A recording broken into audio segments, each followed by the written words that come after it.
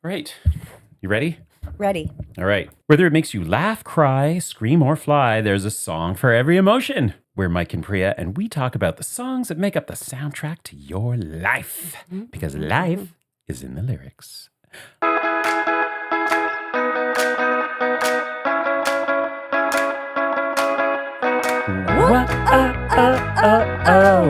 Oh boy, little listeners. If you are not a fan of Tay-Tay, well, we still want you to listen, but buckle up, because this is all about Taylor's new album. What is the album? Taylor has a new album? The name of What? What is the name of that album? Something about showing in a girly. girl. Yeah, showgirly. Showgirly. It's really gotten no traction on social media. And I haven't seen much about it in the press. It's the amazing thing. Yeah, nothing. Yeah. Crickets. Press the right button. There it is. There. Well timed. All right. Please stick around for this episode, even if you are not a huge Taylor fan, just because we love you and we want the numbers. Yeah. We don't care what you like. Just stay. We need those numbers. Well, we always want you to stick around, right. even if it's just to hear us yammering on about our lives. But yes, this episode is devoted to our favorite showgirl, Miss Taylor Swift. Soon to be. Do you think she's going to change her name? Mrs. Travis Kelce? Yeah. I don't think that's... I don't think so either. But, well, that could be her showgirl name, Taylor Swift. Taylor Swift will be, maybe on paper she'll have his name, Taylor Kelce. Taylor Swift Kelce? Who knows? Taylor Kelce Swift. We'll find out. I wonder if he will do the double hyphenate. Let's call her after this episode. We'll just have a chat with her. We'll just Hey, have Tay. a chat with her, exactly. Yeah. Okay, so I am like rip-roaring to get to it, but obviously we need to, chat about life, like, what's happening? What's happening? Yeah, what's going on? Well, little listeners, you might hear a little bit of a different tone in my voice because I'm slightly congested. You don't sound it, though. I don't? No, you sound perfectly normal. You sound Mr. Perfectly Fine. Oh, you like what I did there? Well done. Ba-dum-bum. Well, I am getting over a bit of a cold. That episode that we recorded last week, I was a hot mess. I could barely speak by the end of it. I felt so bad for you. It was so bad. Whoops. And there goes the shake. All over the wall. Very nice. Oh, guys, we're just going okay. to pause for a minute as I clean up my mess. I managed to splooge all over the walls. Give us a second. And we're back. Do. That was our interlude. That was me spilling my protein shake. Protein shake. Why are you drinking protein shakes, Priya? Well, Mike, I know we were talking about you, but I did get bored already of your updates. So I would like everyone to know, because I know that they're very concerned about my health and well-being. Well, we have had messages from people. Oh, God. Well, I went to 2 yoga classes last week. Wow. I did. 2. I did. That was my vow, to at least do 2 classes. It's true. Yeah, you did. And I did it. Mm-hmm. And then I also spent time, I made sure that I got over, I think one day, I went to Nuit Blanche. So I got 17,000 steps in that day. And I've just been trying to increase my walking as well, just movement in general. But I was very proud of myself for doing that. And then this week I was set to repeat. Yeah. Right? And what happened, you ask, Mike? What happened? Great question, Mike. Thank you for asking. Well, on Monday, Danielle usually... Oh, God. We're going to go through the whole week? No, it's just a one-day thing that has affected the whole week. Oh, okay. Danielle wakes up because she earlier than me. So she wakes up around 7 and I'm usually asleep until about 7:30 and then I lay in bed for a bit. But she lets Toby out in the backyard. So I was kind of vaguely awake. And then all of a sudden I hear, Toby! Toby! Come here! Toby! Like she's screaming like a motherfucker. God. And I'm like, I bolted upright. Oh, yeah. And then I threw my robe on. It's kind of like in that story, 'Twas the Night Before Christmas, when he I rose from the bed because there was such a clatter or something. I jumped out of my bed and I grabbed my robe and I ran to the bathroom to look out the window to see what's going on. And she's screaming and waving her hands in the air. I'm like, what happened? 40-pound fox, right? No, it was 40-pound fox. It was a skunk or a possum. Oh. She couldn't tell if it was a skunk or a possum. And so she just wanted to make sure that he wasn't going to attack it or that there wasn't going to be some crazy fight. So then I get back to bed I lie down and I still have my robe on. And I'm like, why are my feet wet? And I realized that the belt of my robe fell into the toilet and I was leaning over. It was clean. Mm-hmm. It was clean. But anyways. You and your belts and toilets. I have a problem. I should not wear belts. It's a thing for you. Belts should be banned from my wardrobe. Well, just banned from bathroom visits with you. That's right. all. Okay. Anyways, go on. You were saying. It's just the fact that I bolted upright like that. You pulled something? I pulled something in my neck and it got worse and worse throughout the day. And by 11 a.m., I had to go to my esthetician because she was going to wax my brows and my upper lip. Let's be honest. Okay. God damn it. Anyways, so I thought, okay, I have this appointment. Let's just do it. No big deal. Then I'm going to just rest at home. There was construction on the road. And every little bump, I almost was crying by the time I got to her place. She did massage it, but by the time I got home, I couldn't turn my neck past this on this side. It was so painful. And this, little listeners, was like maybe a 10 or 15% turn. That was, not even. Like I could barely turn my head to the one side. And to the other, it wasn't even much more. It was like maybe 25%. So today I'm at this much. So not full extension, but I couldn't work out this week. Anyways, that was my tale of woe. Wow. I know. Thanks for sharing that. And I'm sorry, how's your neck now? I did just show you my range of motion. You did, but how does it feel? Okay, thank you. Okay. We had this conversation in a car that we might get into in a second, but you didn't tell me about this. No, in the car.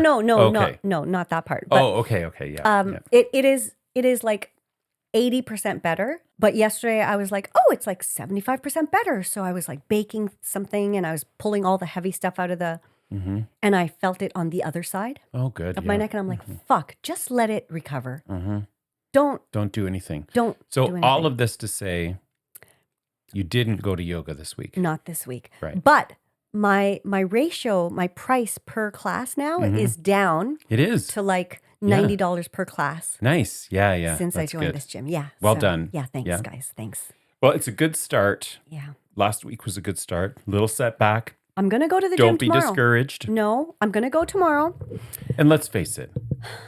When you go to these yoga classes, all you do is lie there and breathe. And, no, Mike. No. Meditate. Do you not go to yoga ever?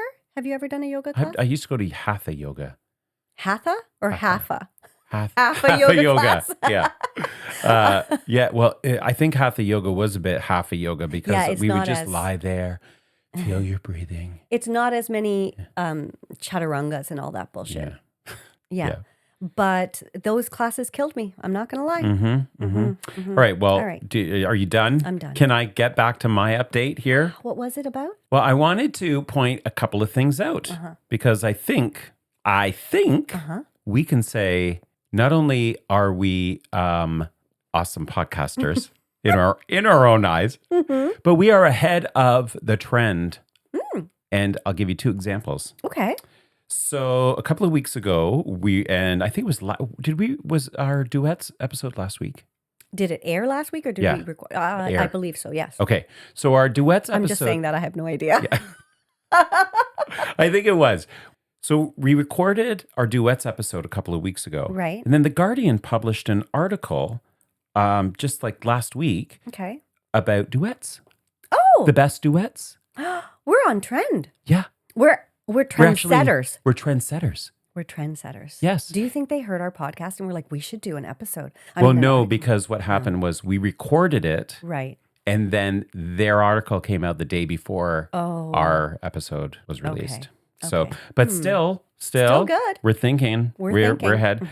So this summer, we recorded on July 6th, we recorded an episode about Songs of the Summer, right? Yes. It released on July 16th. Right. Well, July 15th, July 18th, and July 22nd, there were articles about Song of the Summer. I remember that. I remember because I saw one in CNN. Yeah. I think Rolling Stone had one. So again, trendsetters. We are on the ball. We are on the ball. I know. We are right on the pulse. We could be maybe influencers, maybe. I mean, I don't like the term oh shit! Just doing that ridiculous head bop. Just my Okay. neck. This is going to be a fun episode. Me with my congestion and you with your kinky neck. Yeah, my kinky neck. Mhm.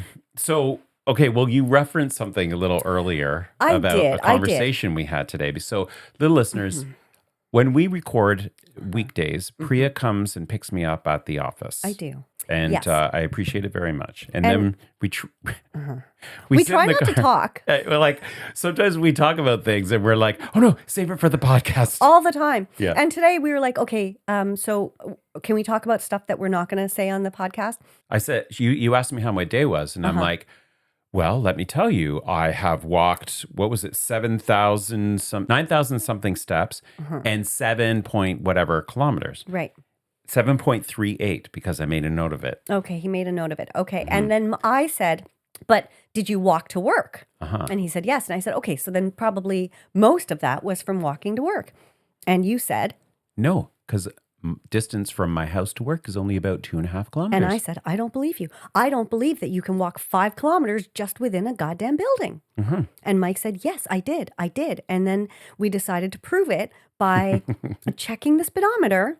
And because we were at the red light right outside my building. yes, and he said, well, what's the speedometer saying? And let's check it when we get to my house. And I said, okay.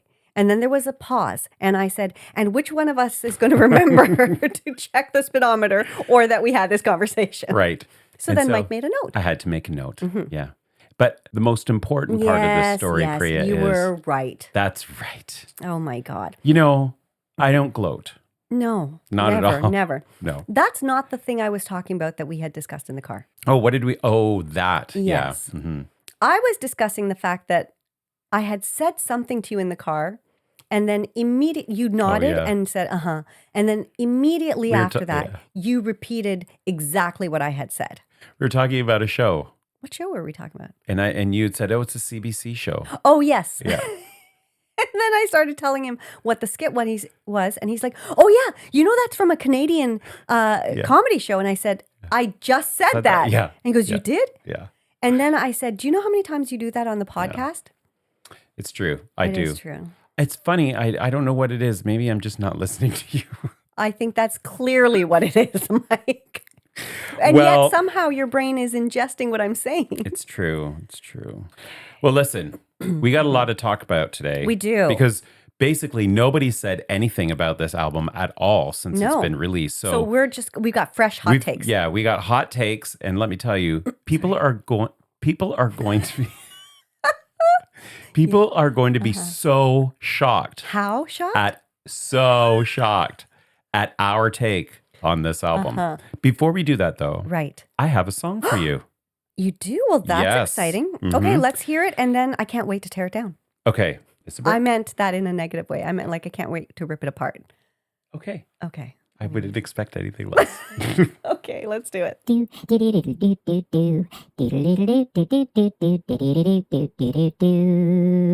Okay. Okay. All right, so what do you think of that?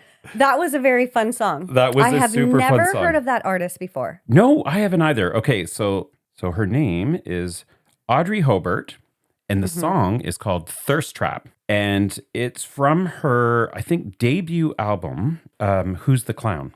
And her name is, Aubrey. Her name is Aubrey Hobart. Aubrey Hobart. Yeah. You know, she was giving me Gracie Adams vibes. Okay. Gracie Abrams vibes. Yes, Gracie Abrams. Yeah, and do you know why? Are they sisters? She's best friends with Gracie Abrams. Interesting. But their voices sound similar. Yeah, Like it's a very similar kind of aesthetic and genre of music. And tone of her voice, too. Okay.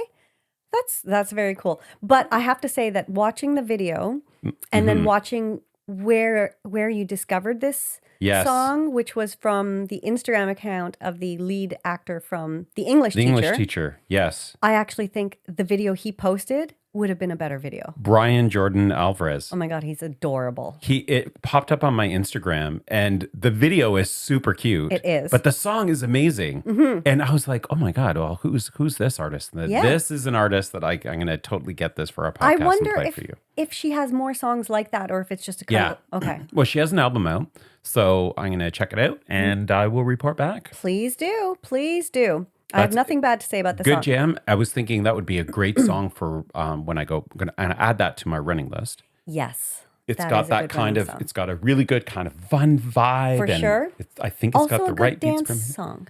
Yes, yeah. So interchangeable, Mm-hmm. as we were discussing last week. And don't Yes. you have a text? Didn't you have a text somebody sending us about? I did. Okay, well, we'll get into it because Okay. my new best friend, Jason, Uh-huh. he sent a text. Where's my phone? And Jason is someone you work with? Jason is the husband of someone I work with. Okay. Okay. Well, hello, Jason. And thank you for your comments because Uh-huh. we are always happy to hear comments. We are more than always happy to hear comments. And really, really happy. how can people who don't have our phone numbers let us know what they think? They could become our friends and get our phone numbers? No. Okay, sorry. Well, they could. But also they can slide into our DMs. At the Little Podcast. Yes, sorry, I almost on forgot it for a Instagram. second. And that is spelled the Liitl Podcast on Instagram. Or they can send us an email at lifeisinthelyrics@gmail.com. It's easy peasy. Easy peasy. Send it in, babies. All right. So Jason says that okay, I'm not going to read the whole, I'm going to read the whole thing. Read the whole thing. Jason says, okay, I have yet to discuss you with my bodily function experiences. This is referencing an episode that we had a couple of episodes ago. It's many episodes it's I've true. talked about, But I did listen to the new podcast, really fun and welcome distraction from the world these days. I was thinking about the difference between workout songs, I'm in Dawn's camp here when I run, no music, and songs that make you want to dance. And I offer up a third category. A Venn diagram might be in order. Songs for intimacy, or in Priya's parlance, songs for getting down to business. I would just like to correct that I generally call it sexy times. Yeah. Okay. I think, okay. I know I'll because let I have him a know. business partner. But Yeah. I'm just saying. Okay, well, he'll listen to this episode and he'll now know that you don't just refer to it as business. Correct. And I would ask him, so are you saying, because my theory was that songs that you dance to and work out to are often interchangeable. And so he's suggesting a third category, which is sexy times music. Are you saying that those songs would also be interchangeable with dance and workout music? Because if so, at what rate are you experiencing your sexy Thumpity times? thump thump. Yes, yes. Thumper is in the building. Yeah. And I have had a jackrabbit, a jackhammer experience. All right. Well, let's not get into that. Sorry. All right. Okay. Moving on. Yeah, okay. But thank you very much, Jason, for yet another wonderful submission. Keep it coming. Hey, and if you are enjoying the podcast so much and you have so much, comments to offer, maybe you want to come on. Maybe we need to get this guy on the podcast. Yeah. Come up with a theme. And we are going to do an episode on sexy times music eventually. Well, maybe we'll get him on, although Maybe. I'm sure his wife will be absolutely mortified. Yeah. True. But So we might have to nobody come will up know with who she something is. We can keep her anonymous, right? No last names have been used. I think, okay. So. I have mentioned her name in a couple of episodes, and I do know that some people from work listen to this, so they will know. Okay. But anyways, anywho. Well, why don't we get into it, okay? Let's get into Let's it. do Okay. it. As anyone who lives in the world knows, Taylor dropped her latest album at midnight. Okay, this is actually the script from when we were supposed to record this episode, which was last week, but then Mike got laryngitis, so we couldn't record. Sorry about But that. she did release her album a week ago. And man, oh man, has there been like just overload of reviews and press appearances and teardowns of her album, and people who love it, and people who are like, I do not like this album at all. So I think this is going to be a really interesting episode. And we have reached out to some of our past guests, as well as some people who went to the Eras tour with us, to just get their hot takes on this. So let me just read you, first of all, what my goddaughter Maya said, because she stayed up at midnight to hear the live release of it. Okay. And she just said, Fate of Ophelia is definitely my favorite. Father Figure is my second favorite. And then she also said, I really like Wood. And then as she listened to it more, she really liked Wood. Yeah. I mean, heck, hey, I like Wood. Mike, you also like Wood. Everybody knows you like Wood, Priya. I mean, a redwood.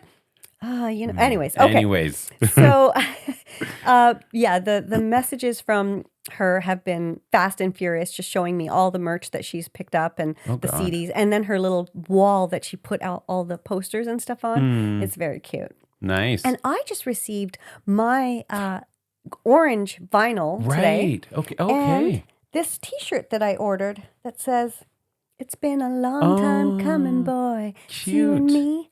That's my whole world. They whisper in the hallway, she's a bad, bad girl." Meow. Yeah. That's not on the album. That is not on this album we're talking about. No, but that was those were Maya's initial reactions. Yeah. Okay. And you got some voice messages. I as did. well, right? So we reached out to Michaela May, who we recently talked about because we went to her concert, which was really great. And she is a singer-songwriter. So I was like, let's get her impressions on this album. So we have a little voice memo from her. This, again, was immediately after her first listen. Hey, Priya, Michaela here. Okay, so I've had a chance to sit with Taylor's new album. And I'm going to be completely honest, it's not what I thought it was going to be, but I've had a chance to sit with it and here are my true, honest thoughts. I absolutely love the 70s inspired vibe. I think it's nostalgic and fresh. I love this IDGF energy to some of the tracks. I can feel her effervescence, her lightness, her happiness, coming through a lot of these tracks. And I'm not sure we've seen that before, or maybe it's been quite some time. I think the track number is perfect amount of tracks. My favorite tracks are The Fate of Ophelia, Opalite, Elizabeth Taylor, and The Life of a Showgirl. Absolutely loving those. I think she's still at the top of the game as a songwriter. She just knows exactly what to say, and she says it in such a beautiful, clever way. And I just love how really honest she's being. Can we talk about actually romantic? So I think for me, what surprised me the most is that I think I was expecting another 1989/Reputation because of the fact she was working with Max Martin and Shellback. And I think that's what sort of threw me a little bit, that I was surprised at how restrained and contained that the production was. Because normally when we see Max Martin and Shellback, we get quite bombastic, big, anthemic productions. And I wasn't getting that hit as much with this, and I thought that's what we were getting. And also, I think the title and the visuals sort of called for something slightly bigger and more dazzling. But I understand it better now that I've heard everything and now I've had a chance to sit with it. And I think honestly, is it my favorite? Not right now, probably not. But it could grow to be one of my favorites. I certainly think it's up there with one of her best albums. I think it's strong. I think it's honest. I applaud her for looking at a different sound and maybe not doing something that we were expecting, or not doing another 1989 2.0, because then that wouldn't be growth for her as an artist. So I totally respect it. I've always respected her work. I'm such a massive fan. And I think this is an amazing addition to her discography. I love it. I have to say, I'm not quite sure I needed to hear about Travis and Redwood and that, but I respect her desire to express herself, and I'm also very happy for her in her personal life. It is coming through, and that's what we love, is her honesty as an artist. I've always loved it. So those are just my thoughts. But Taylor fan since the beginning, Taylor fan to the end, and I'm looking forward to getting into this album even more in the coming weeks. Okay, guys, I hope you have a great podcast. Take care. Bye. Thanks, Michaela. Yeah, so I wanted to kind of cut that at times so that we could talk about certain impressions about different aspects of it. But I feel like when we talked about the album First Impressions last week, you said something very similar to what she was saying about expecting it to be more anthemic, kind of big poppy sounds because of who she was working with in the producing room. So I felt like that really kind of echoed your initial thoughts. Yeah. I had very similar response when I first heard it. I was like, oh, this is underwhelming. That's the word you use. Yes. Yeah, I was feeling a bit underwhelmed. Right. Now that it's been a week almost, My God, right? just Because a it week. came out on Friday, right? Yeah. So, and it's Thursday today that we're recording. So It's not the even a following week. Thursday. So not even a week. Yeah. Right. Yeah. Okay.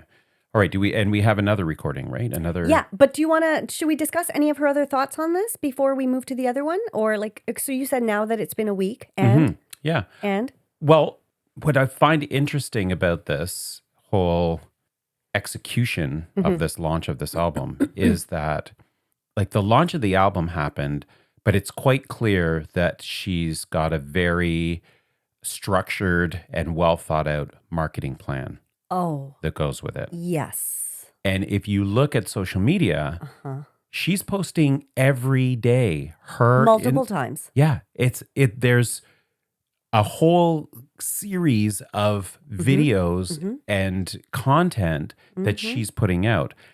That's all to me well thought out of in advance. Yeah. But she's a mastermind at that. She has been for ages, Yeah. right? But I think I haven't followed her before. Like I actually only started following her maybe last summer, to be honest. Maybe gosh. yeah, like I don't follow a lot of celebrities, but I started following her actually when this album was announced that it was coming out. I was like, okay, I want to stay in the loop. And I was like, oh my God, the marketing, the mind behind this is insane. So I don't know if it's different from previous, like from her Eras tour. Was she also doing that kind of posting? I don't know. There was so much other content. In my memory, this seemed like there's so much other content that was coming out. I think it was more the fandom was driving the marketing, and the reality was the concert tickets were, like there's a limited edition. It's not like there were a ton of available concert tickets to try and drive more sales. This is really like the sales on this album have gone completely bananas, Bonkers. and prior to the launch, like just before the album came out, there were all these Spotify experience, Life of a Showgirl experience things happening in cities all over the world. You mean the day of the release, right? Like they were pre-scheduled to be on the day of the release. Is that what you mean? Yeah, but they were all being built in like, in these cities that had where the temperature, I think it was Los Angeles or something, they had this big outdoor thing. And then when the launch happened, there were there's this whole puzzle to put together and these orange doors all over the world. And, if you figure out I didn't know that. Oh, yeah. There was this whole series of, if you clicked on Spotify and you did this, then an orange door would show up and it would give you a clue. And if you found the answer to the clue, it would tell you where the orange door was going to be in that city. I had no idea. It's like way more complex than my brain can handle.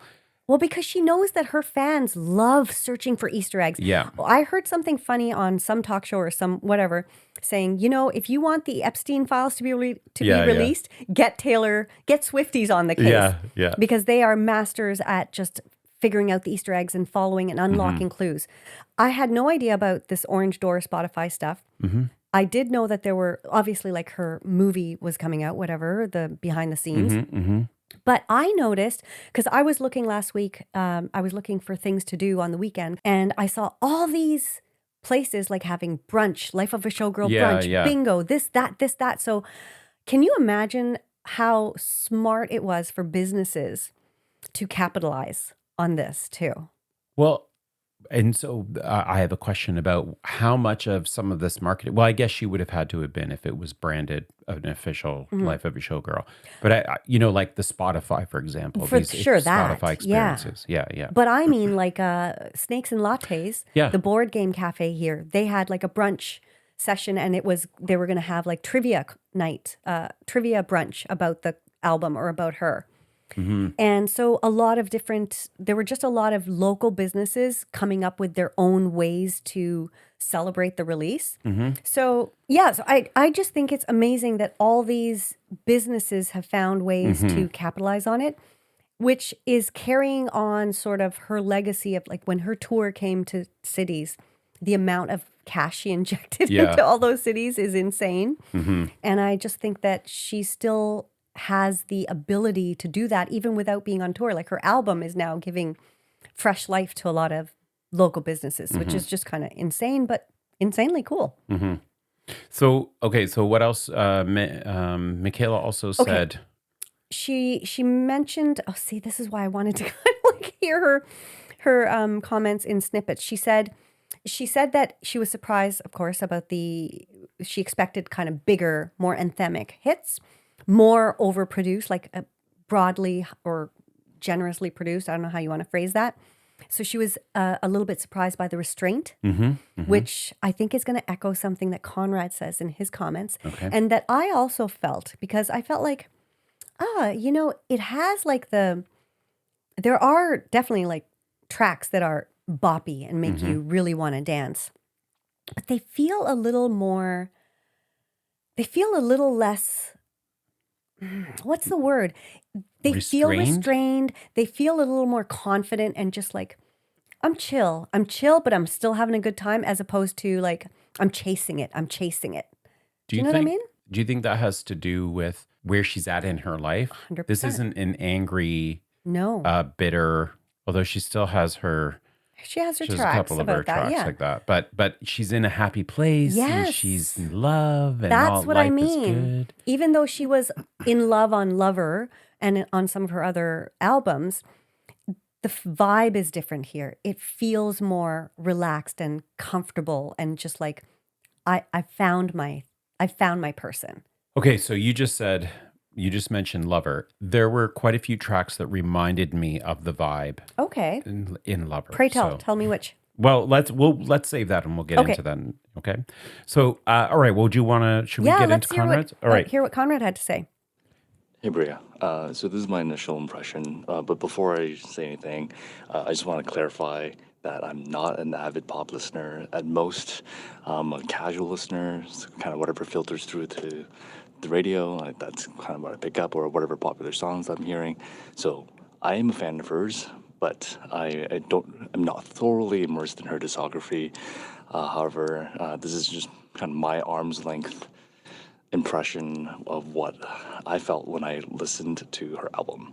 So my initial impression was that this is the most confident that I've ever heard Taylor before. The album sounds like an exuberant celebration of where she currently is in this moment, where she is in her life, and it comes through not just in her delivery, but her presence and how she explores her interactions with things like her fame, her detractors, and of course, like her fiance Travis.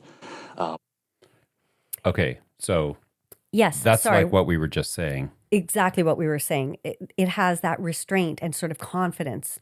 And I love that he used the word jubilant. I had the word ebullient in my head, which is similar, but yeah. And Michaela said effervescence. Yes. So that same idea of just being so joyful and full of like the spark of just joy. Okay. To me, it sounds like she's unabashed and assured in herself. And this theme comes through on songs like Cancelled, where she talks about the fickleness of fame and ultimately finding kinship with those people who really see her for her and not just the media persona that they get fed.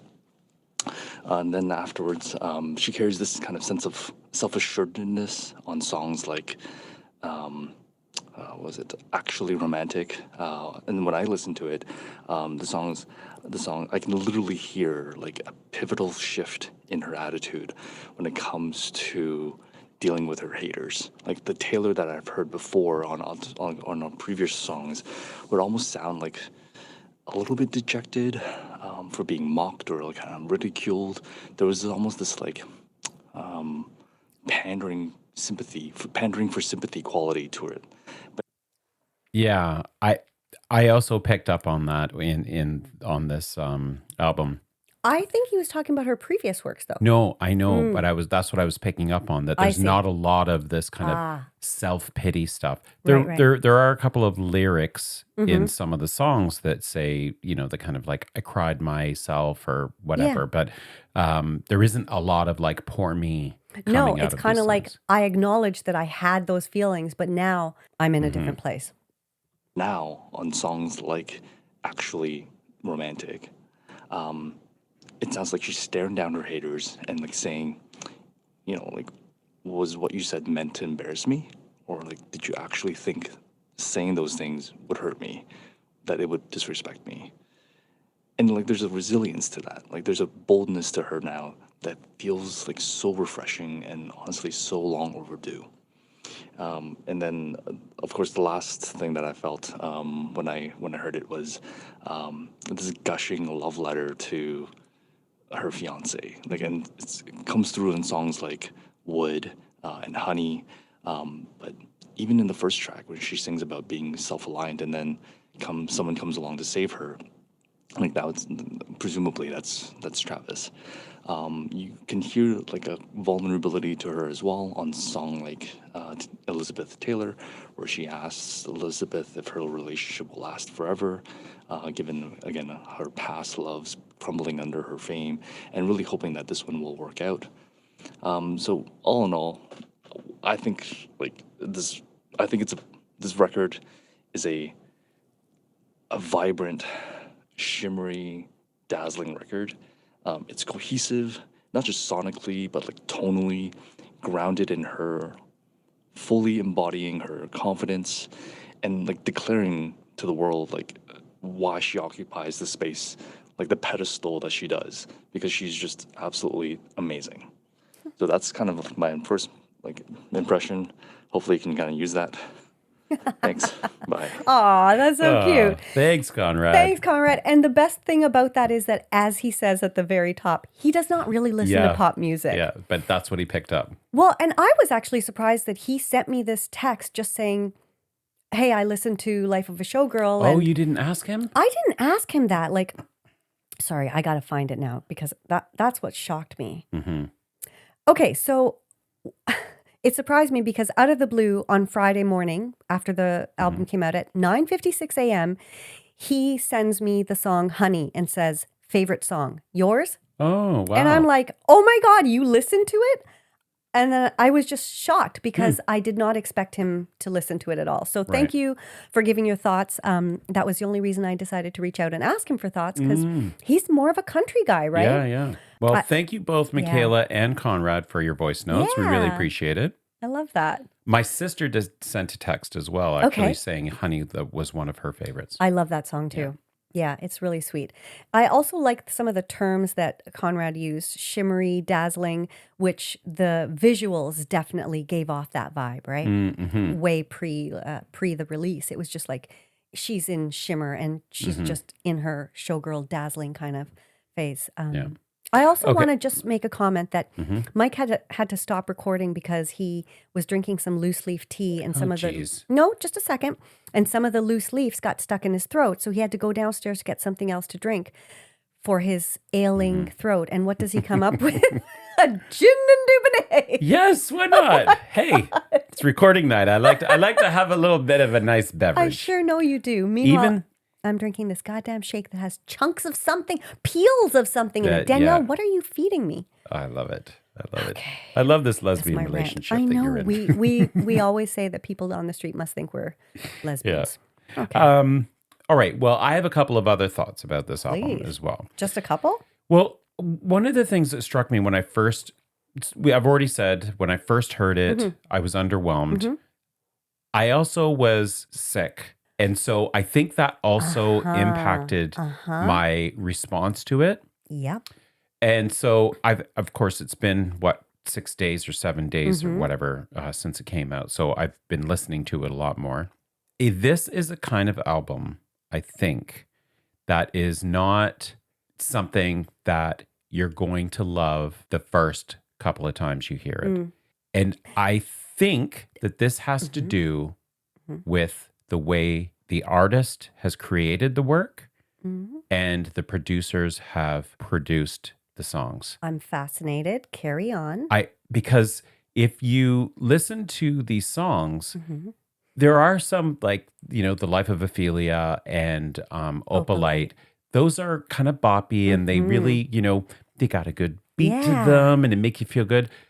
But if you listen to them more and more, and the album more and more, these songs kind of get into you. Yes. There are a lot of really good songs on this album. And that is a huge change from where I was at when I first heard it. I have to say, because we were going to record this last week, and I'm actually very glad that we waited. Yeah. Because when we were discussing after, when we were like, we can't record today because you have no voice, And yet he kept yammering on after. Just go on. But he was saying how he was underwhelmed and and I was like, oh, okay. I was quite shocked because by that time I had listened to it about 4 times. Right. I was home that day and I was just keeping it on in the background as I was working.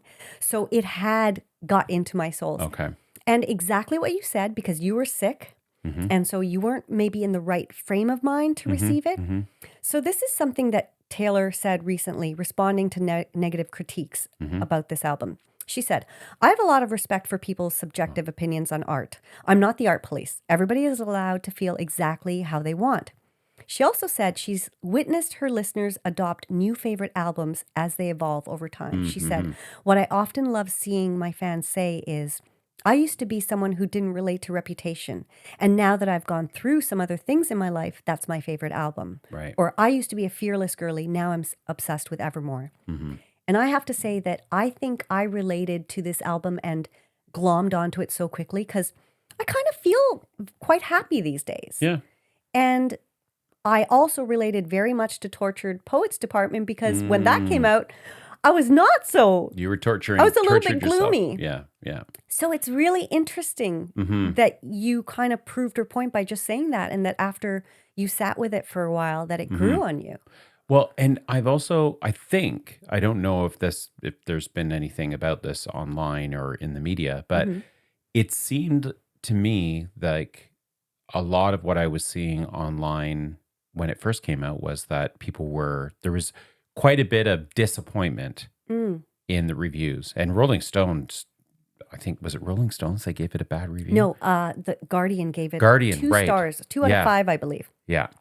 And they called it, they said, Taylor Swift, The Life of a Showgirl Review, dull razzle dazzle from a star who seems frazzled. That was the headline.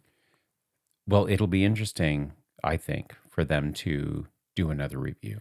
Okay. Over time. Funny you just said that because I was trying to look up that review today, right before we were recording, and they have another article talking about the negative critiques, and they have 2 people in that article sort of talking about the disappointing lyrics and disappointment of this album, and they seem to be doubling down on it. Oh, really? Yeah. Okay. They do, but Variety, Billboard, Rolling Stone, when I was reading the reviews that first came out and they were just glowing. So it's been quite interesting to see the divisiveness. Okay. Well, this could be potentially a controversial thought. So a few minutes ago, we were talking about how, she's been able to, like how businesses and communities have glommed onto this Life of a Showgirl and have these Life of a Showgirl themed things in their businesses. People know that Taylor Swift, whatever she does, She's a cash cow. she's a cash cow. Yeah. It's a marketing machine and it's a built-in package. You don't really have to do a whole lot because she's thought through a whole bunch of things. Why do you think we're doing this episode? Well, I'm yeah, kidding. because we're going to get millions of listeners. Yeah. Well, maybe not after what I have to say next. Okay. So these reviews, we also know that Swifties can be fierce. Well, not can be. They are. They are. And I'm not accusing some of these reviewers of kowtowing to this Swiftie. Even the Guardian Diss article was pretty tame. Okay. I Right? didn't read the whole thing. They get- I was just skimming because I was reading all these reviews in one day. Yeah, they gave it two stars, but That's it was pretty still dismal. quite polite. And it's They're British. I know, but still, I also think that perhaps there's a bit of Like fear, maybe? Or- yeah, and especially when they're like individuals may not be afraid, Right. but companies that that count on making money, Yeah. It's a fair point. say good things about Taylor Swift, and you potentially have millions of fans, Yeah. as your custom. As your customer. Yeah. Yes. What did I say? Yeah, Custom. as your custom. Yeah. That is a good point. And I'm not, and I'm not saying that their reviews aren't valid or Right. honest. I'm just saying that it does raise a question about, what are Absolutely. they in it for? I think, there's definitely validity to that because she is such a megastar that For example, like if you're a Jimmy Fallon, you're not going to say something bad about it because you risk the chance of never having her on your show again, right? But for places like Variety, Billboard, Rolling Stone, they could have given it 4 out of 5 stars, and still been in her that's good true. books. But they were just gushing.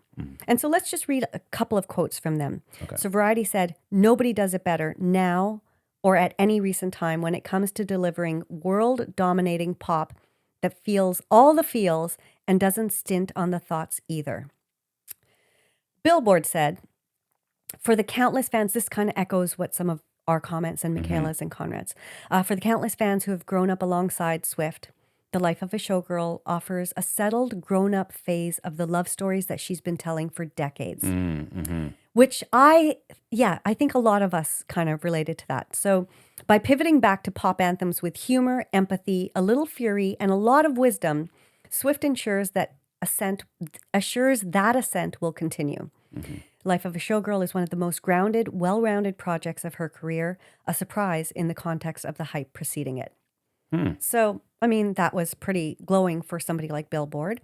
So Rolling Stone says, "Showgirl is the castle she built out of all the bricks that have been thrown at her. She begged on her knees to change the prophecy, and the love she writes about here did just that. She lost her life's work, but now the empire belongs to her. Everything you lose is a step you take. It's a lesson she even offers her lover in The Bridge of Opalite, where she sings, 'Failure brings you freedom.'" So I think that she's in such a great place, not just because of her relationship, although hugely, but she got to buy back all her music. She's been fighting for that for a long time. I think it's just, I don't know. I was kind of shocked at the negative reviews, and just negativity is fine. You don't have to love the album. But then the comments about the lyrics not being great, I thought was a little bit surprising. Yeah, there was a lot of feedback about the Yeah. strength of the lyrics. Yeah. But I think that's also in part because the last couple of albums have been much more poetic. Well, tortured poets department. Yeah, yes, obviously. obviously. So, and this album kind of feels like a throwback to some of the genres, the earlier genres Yeah. of her catalog, right? Like 1989 came through, Lover came through, Fearless, Yeah. which was a really junior album. Yes. There were some songs that totally reminded me of that Fearless era. I want to talk about that because you referenced Lover before too. So let's talk about which songs reminded you of different albums past. Yeah. Okay. So, I'll tell you some of the songs that reminded me. Okay. And one of the things when I had an exchange with my sister about the album, she also sent me a message saying, a lot of these songs remind me of other songs. Right. And I responded back saying, yeah, they remind me of other songs on some of her other albums. And her point was they remind her of other songs Of other artists. Yes, which absolutely. we can also get into. Yep. But some of the other songs from other albums, I thought that The Life of a Showgirl and Opalite were very Lover-esque. Oh. Even though they had a bit of a disco vibe to them, there was something lyrically about the lightness of those songs. Right. Of course, it makes sense. They're love songs. Yeah. I mean, The Ophelia? Fate of Ophelia is a love song about Travis saving her, I Right. think. And Opalite is a combination of love of herself and an opalite is a birthstone of October, which is Travis's yeah. birthstone. Yeah. So I didn't know those things. I had to actually look up. When I was thinking about why do these remind me of Lover? And when I Right. was looking at the songs and I was reading what people were writing, it's like, oh, okay, yeah, well, the other people have picked up on this as well. Yeah. So I wasn't the only one. Okay. Cool. There was another song from Lover, and I didn't make a note of it, and I can't remember what it was. But some of the other songs that reminded me of other genres. Yeah. So, Father Figure reminded me of Midnights and Reputation. There was Okay. some Those are two relationships. very different albums. They were, but there was something about the way the song I see what you're saying. was produced. It kind of had some Midnights vibes to it. Musically. Yeah, musically. But lyrically, more Reputation. Yes. Yes, Yeah. absolutely. But there were definitely some Speak Now, like Canceled reminded me of Speak Now. Yes. The Fate of Ophelia kind of gave me like TTPD vibes a little bit. Sort of. It Oh, was, totally. right? Yeah. And Ruin the Friendship, Fearless. Yes. Yeah. So much like a high school throwback. Yeah, Yes, yeah. for sure. So I was kind of like thinking about these things, thinking like, oh, this kind of reminds me of this album, or I can see these albums in this song. And don't forget, Jack Antonoff produced some of the things that I'm referring to. I Right. mean, not Reputation, but Folklore, Eldest Daughter, Yes. totally a folklore-ish Yes. song, right? I think. So, different producers. Yeah. You know, what I noticed was that, as Michaela mentioned, like there was a real kind of throwback vibe, and 70s, I think, is definitely the era, but different sounds from the 70s. Oh, yeah. There was Motown, there was disco, and there was, like we were talking about in Opalite, when she goes, whoa, that is Yeah. straight from Be My Baby by the Bronettes, Yeah. which was Yeah, on the soundtrack for Dirty Dancing. Be my Right, yeah. my little baby. Whoa, Whoa, So Yeah. that as soon as I heard those whoa-ohs, I was like, oh my God, that's from Dirty Dancing. Yeah. And then Wood starts off with a very Jackson 5, I Want You Back. Oh, totally. riff, Yeah. and I just kind of love that. I loved that throwback feel of it. Because the 70s were very joyous. Like in Yeah. the music, so many different kinds of joyous vibes. So that definitely came through. Do you know what that's called? No. It's called an interpolation. Interpolation. Interpolation. Okay, because they use that word a lot in the song when they referred to the song Father Figure. Yes. Okay, so that's like a mixture of things? So a melding? Interpolation. Yes. Interpolation is apparently it's different from a sampling in that a sampling is using the kind of like source music. Okay. Whereas an interpolation is an interpretation of a song Okay. re-recorded. So it's of a Right. song. It's creating new recordings Okay. of the music. So Yeah. it's not sampling an already recorded song. Yes. Here it says it involves re-recording a recognizable melody, lyric, Right. or rhythmic part from a pre-existing song Right. to create a new original composition. Right. Yeah. So exactly what you're saying, but just more concise. So and there's a whole bunch of them outside of Father Figure. Eldest Daughter is apparently in an interpolation of White Horse, which was one of her songs. Okay. I didn't know that. Ruin the Friendship, Lenny Kravitz. It Ain't Over Till It's Over.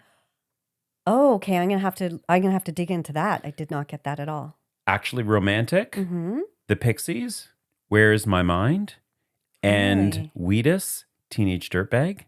Okay. Teenage Dirtbag.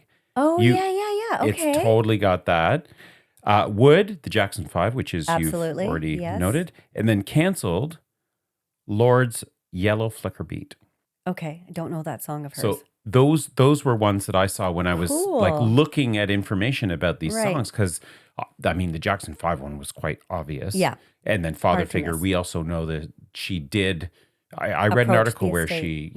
she got permission from the estate to use the title of the song and Yeah. also do an interpolation. So I love how she wove Mm-hmm. all those things into it. I'm telling you, the Easter eggs that this woman drops. Well, I don't know so much if those are Easter eggs, but maybe they are. But there's But in terms of like how did you figure out all those connections? because I the Googled it. That's what I mean. Like, but you Googled it, so somebody had put that together. Right, The right. Swifties.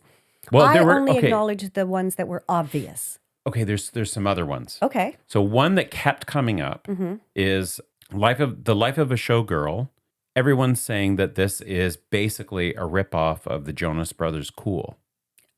Okay. And I did play the song, and I could definitely see why people are Okay. saying that.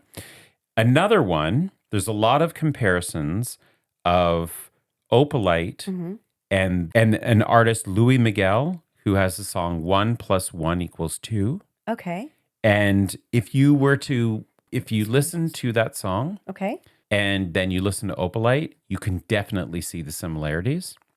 what I think this shows is that, like, how some people, you know, when you meet someone and you're like, oh, you totally remind me of someone. Yeah. And it's like, you can't put your finger on it. Could be, it's not exactly like, it's not the nose Right. or the eyes, but it's a combination of features, or there's something about somebody. Or it's the way you move, or it's the voice. Yes.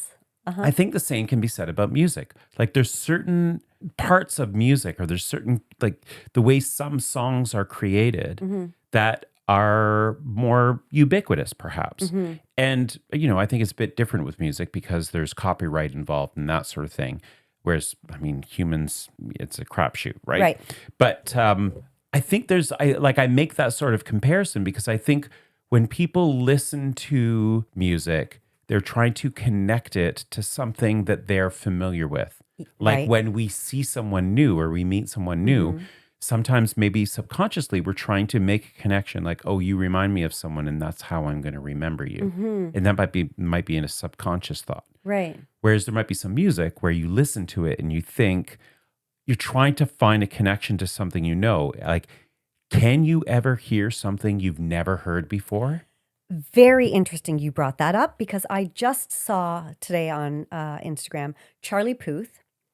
Now, as we know, Taylor thinks Charlie Puth should be a bigger artist. You're right. But he put out this video because I think to address the fact that a lot of people are commenting on, oh, her songs on this album sound like other songs. And is she, and so he put out this whole video deconstructing how there are only 12 notes. And this is why you might think certain songs sound the right, same. yeah. I did not watch that whole thing because it was while I was waiting for you to come down to the car. But I think it would be interesting to watch that after. Yeah. And it's very true. Like there have been lots of, what are you laughing I at? love how you start like, well, it's interesting you say that because Charlie Puth said something, Yeah. and I don't know what it was And I because don't know I what it didn't was. listen to the whole thing. No, but I did not listen to the whole thing. But his point was that there are only 12 notes, and there are we've talked about this before on the pod where we've mentioned that there are certain chords that are like 3 or 4 chords that are just used over and over and over We're talking again. about country. Right. And they're all like they're not minor chords, they're major chords. Because minor chords have kind of a melancholy sound to them. So you don't hear that often in pop music. So I think that what you're saying, what you're naturally acknowledging is actually true. Like It's part it of is human condition, scien- maybe. It's human condition to feel that way, but it's scientifically or musically speaking, there are only so many Right. notes and chords. So of course songs are going to be like, wait, that sounds a little bit like this. And Right. I kind of like when that happens. Not when it goes on, not when it's like a verse that sounds exactly like somebody else's, but I kind of enjoy the feeling of, oh, that's I Want You Back. That's the riff from I Want You Back. What's going to come next? Yeah. And then the rest of the song is different, but it still kind of gives me a kind of a pleasant feeling of Yeah. remembering another song that I liked. Well, and especially when the songs remind you of songs that are likable songs, Right. right? Like that. Or like what I just said, when they remind you of songs that you actually liked. Which you I say just that? said just before You did not. I just said it, and then you said right, or because oh my god, Oh my God. Mike. I'm so sorry. Mike. What is wrong with me? Oh, okay. Well, okay. Okay. So that was terrible. I'm That's okay. very sorry. Yeah. No worries. Okay, now I just want to say one quick thing before we start wrapping this up because we have been talking for a long time. But this I thought was really interesting because I did not know this, and Mike, you probably did. That historically speaking, the 5th song on each album is the most devastating, quote unquote devastating. This is what I read in one of the articles, and then I looked that up, and it seems to be the case. So then I looked up different albums, and I noticed that yes, that is the case. I didn't know that. So, shit, if I could remember what that song was on this one, I think it was, The 5th song? yeah, what's the 5th song on this album? The Where's 5th song on this album is Eldest Daughter. Eldest Daughter, yes. Okay. But anyways, so let's wrap this up because we could Okay. go on and why? on and on. Okay. So the reason I say that is because it just goes to her process and just her, how much of kind of she thinks in advance of her track list, her like how things are going to be positioned. Like it's so precise and well thought out. Yeah, but I don't know if that's such a great example of her kind of brilliance in as an artist. Because if that's a formula for creating a song list on an album, But that's her formula. oh, her formula Her is formula. the fifth song The is fifth always song- the most yeah. devastating. Oh, I thought you were saying that Not that's in a general. natural formula. No, no, oh, no. okay, okay. So that's what I thought was interesting. Oh, Anyways. okay. Well, that is interesting. Yes. Now that you actually, yeah. You know okay. what else is interesting? Right, what? Is that I don't know if you knew this, but the fifth song. Oh my I'm- God. no, I'm Okay, kidding. I'm okay. kidding. I'm kidding. All right, let's talk Okay. about, as we wrap up, our favorite songs. Okay. Do we want to say our top 3 maybe? Sure. Let's do it. You go first. No, you go. Okay. Opalite, Okay. The Fate of Ophelia, Mm-hmm. and then Wish List. Oh, Yeah, really? with Honey Interesting. coming in a close fourth. Right. Yours? Opalite, Yes. Fate of Ophelia, Yes. and Wood. And when you first heard Wood, I know. you were not a fan. Okay, no, it's not that I was. Well, no, No, it's true. It's you true. said, okay, let Do me we have let me to explain. hear her talking about his manhood? Let me explain. Okay, please do. So, I was walking Riva when I was listening to this album for the first time, Right. and we go for nice long walks. So this was a really good length album for that. And I remember we were on our way back, and I was listening to this song, and I'm like, "Oh, I love the jam. I'm liking the vibe to this I ain't song." got to knock on wood. Yeah. But then about halfway through the song, I'm like, she's singing about his cock. Like this has got to be about Travis Kelce's manhood. And she actually uses the term manhood in the song. But there's so many innuendos. That's what I love about it. And double entendres. I know. But the thing is, like when you hear her talking about the song, except for when she was on Jimmy Fallon, Right? she talks about it like, oh, it's about these, superstitions with, stepped on a crack and the black cat Yeah. and this and that. But then when she's on Jimmy Fallon, she's like, yeah, we started out this way and then It took a turn. Yeah, It totally took went. a turn. So it was I found it kind of, at first I was like, this is so childish, but it's actually a really clever song. It's I love all those double entendres. And even when she says new heights of manhood, Yeah. New Heights is the name of his podcast. yeah. Right? And New Heights of Manhood, because she talks about how he put a ring on it. Mm-hmm. Right?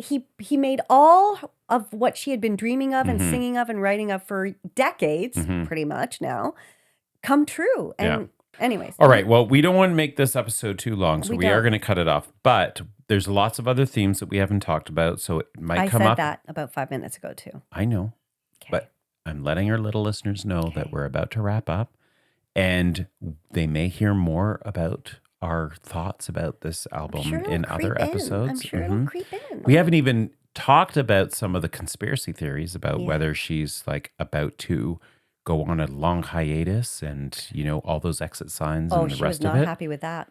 All right. Well, let's not go there because we could be here for another hour. Instead, little listeners, We're going to wrap it up. we're going to wrap it up. Yeah.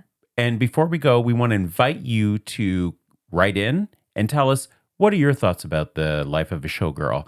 Do you even care? Do about you this even album? care is the first question. Yeah. If you do, tell us your initial thoughts Mm-hmm. and then your thoughts after maybe hearing it a couple of times.